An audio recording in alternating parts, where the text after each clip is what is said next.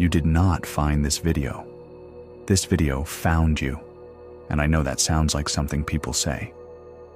But stay with me for a moment before you decide what to do with it. Because the specific moment you are in right now, the questions that have been surfacing, the sense that something about your reality is shifting and you cannot fully name what, that is not coincidence. The field does not deliver this kind of information randomly. It delivers it at the exact moment a consciousness is ready to receive it. Not before, not after.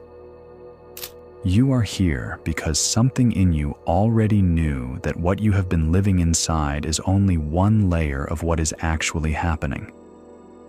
And today we are going to look at what the other layers are. Not as theory, not as possibility, as the actual structure of reality that quantum physics, followed honestly all the way to its conclusion, describes with mathematical precision. Multiple realities are not a metaphor. They are not a spiritual concept borrowed loosely from science to make people feel better about the paths they did not take. They are the direct, unavoidable implication of the most tested framework in the history of human knowledge. And they are overlapping right now. In this moment, inside the very experience you are having as you hear these words. That is not a dramatic opening. That is what the physics says. So let us go into it.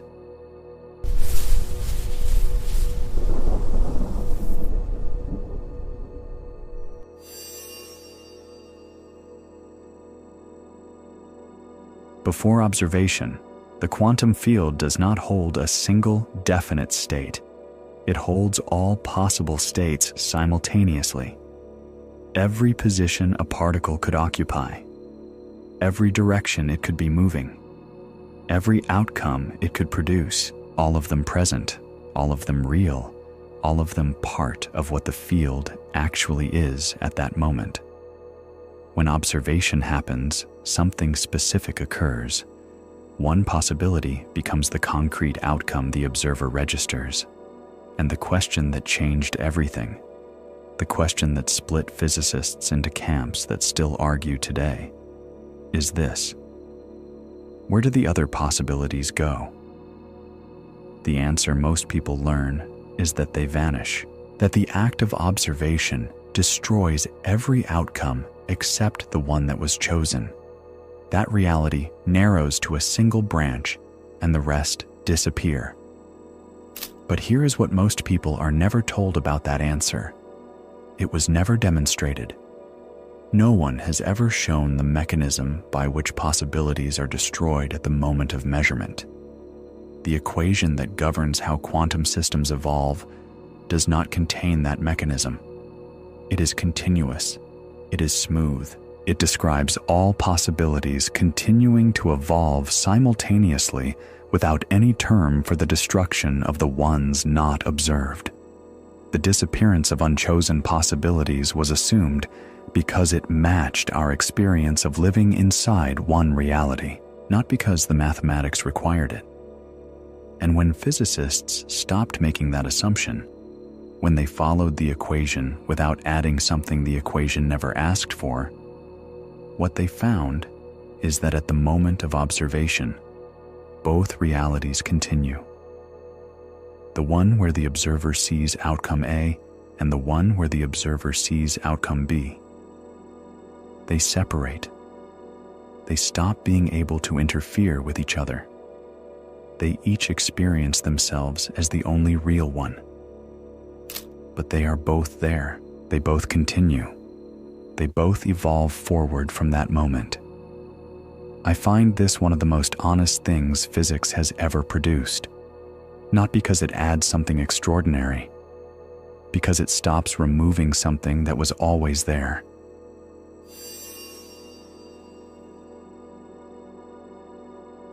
What most people miss when they hear about parallel realities is that overlap is not a poetic description of worlds that exist somewhere else, sealed off, inaccessible, theoretical.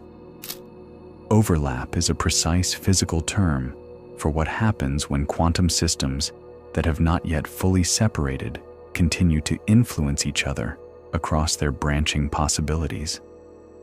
And decoherence, the process by which realities separate into their own distinct experiences, is not instant. It is not a wall. It is a gradient. A gradual process by which a quantum system becomes more and more entangled with its environment until the branches are no longer able to interfere with each other. At the scale of a single particle, this happens so fast it appears instantaneous. At the scale of a decision, at the scale of a threshold, at the scale of the moment where two genuine possibilities are both fully present and neither has yet resolved into the one that will be lived. The process is slower than we assume. The boundaries between overlapping realities at those moments are softer than the rest of your experience suggests. This means that the moments in your life that feel genuinely suspended, where both paths feel equally real, where you cannot yet sense which one you are moving toward, those are not moments of confusion or weakness or lack of clarity. They are moments of genuine superposition at the scale of lived experience. Both realities present. Both real. The overlap, not as sensation, but as physics. And what you bring to that moment participates in how it resolves. The quality of your awareness, the direction of your attention, the depth with which you are actually present to what the field is showing you right now, rather than to the noise of what you think should happen next. Write in the comments, which version of your life feels most alive in you right now, not the one you are living, the one that is pressing. Just one sentence, because I want to see how many people in this video can feel the overlap clearly enough to name it.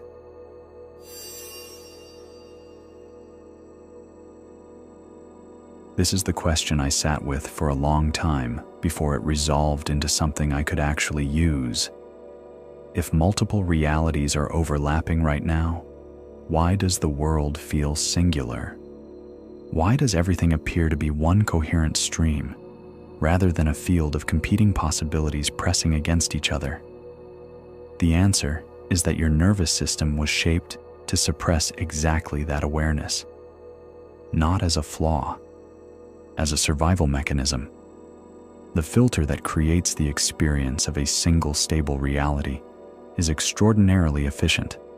Without it, the raw field of overlapping possibilities would be overwhelming. Navigating a coherent life inside a superposition you could fully feel would be, in ordinary waking consciousness, impossible. So the nervous system learned to treat the foreground as everything, to register one branch as real and push everything else into the background, to build a stable, survivable, navigable experience of the world by filtering out the field beneath it. But the filtered information does not disappear. It is encoded in the correlations between your consciousness and the field it emerged from. It is in the background your nervous system learned to treat as noise, and certain states make that background briefly audible, not as hallucination, not as confusion, as a wider register of what the field is actually holding in this moment. Deep stillness does this. Genuine creative absorption does this. The moments just before sleep and just after waking do this. Grief, in its strange way, does this. What they share is a temporary loosening of the nervous system's commitment to treating the foreground as the whole story. That is not a spiritual claim. That is a description of what happens when the filter relaxes, when the field becomes slightly more transparent to itself through a consciousness that is, for a moment, not insisting on the singular.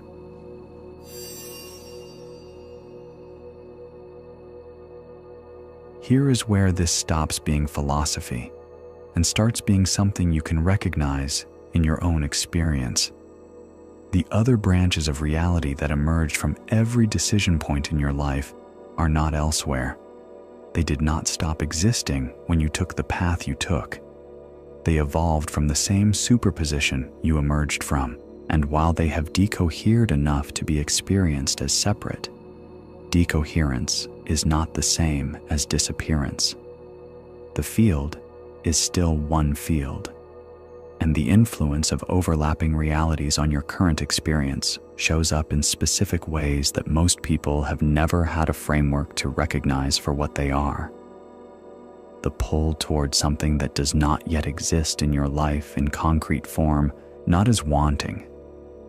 Wanting comes from lack, but as recognition, a sense that something is already real at a level of the field that has not yet become real at the level of experience. That is the overlap. The branch where that version of your life is already unfolding, pressing against the boundary of the one you are currently in.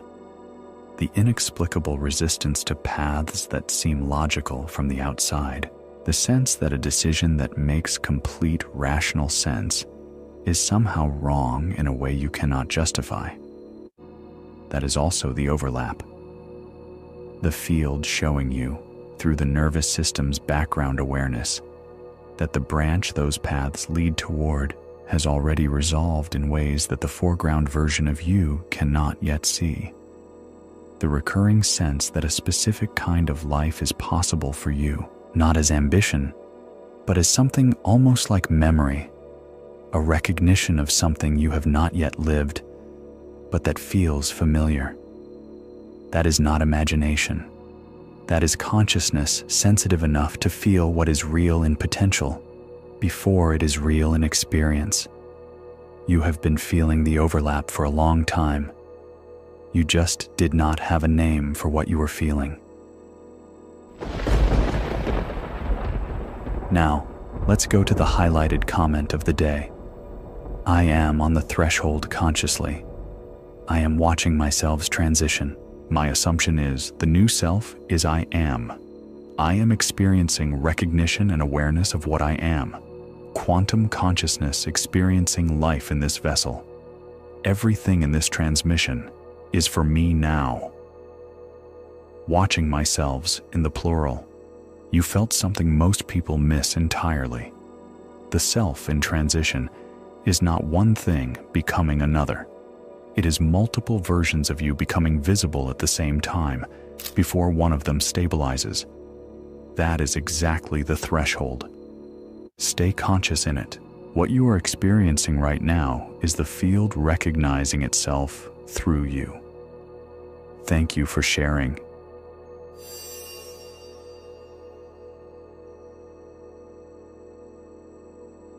There is a specific shift that happens when this stops being an interesting framework and becomes something you actually inhabit as true.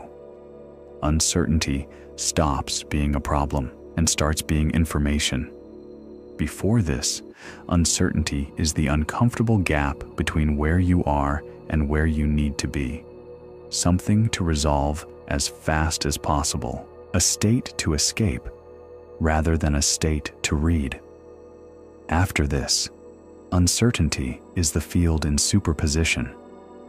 It is the moment where the overlap is most present and most legible. The state where your participation in which reality emerges is most significant, not because you force an outcome into existence, but because the quality of your awareness at that moment participates in how the field resolves, and the relationship you have with the version of your life that has not yet materialized changes completely. It stops being a fantasy dependent on the right circumstances arriving. It starts being a real branch of the field that is already overlapping with your current experience, already there, at the level of potential, already pressing, already influencing the present through the overlap in ways you have already been feeling without knowing what to call them. What brings it through is not effort in the sense of forcing. It is something more like coherence. becoming the kind of observer that is aligned enough with what is already real and potential, that the boundary between what is and what is becoming grows permeable in that direction. I think about this every time I am at a threshold, every time something is genuinely unresolved. The question I bring to those moments now is not what should I do. It is what is the field already showing me that I am not yet clear enough to see. That question changes what arrives. Write in the comments, the overlap is already working. Only if that lands as true, not as aspiration, as recognition of something that has already been operating in your life before you had this framework for it.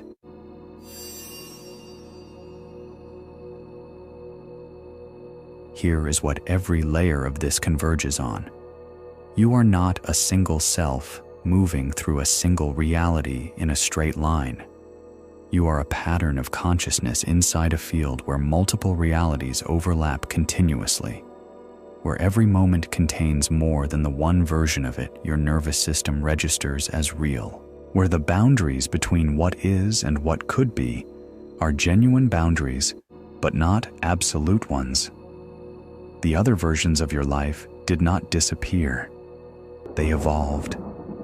They are part of the same field you are part of.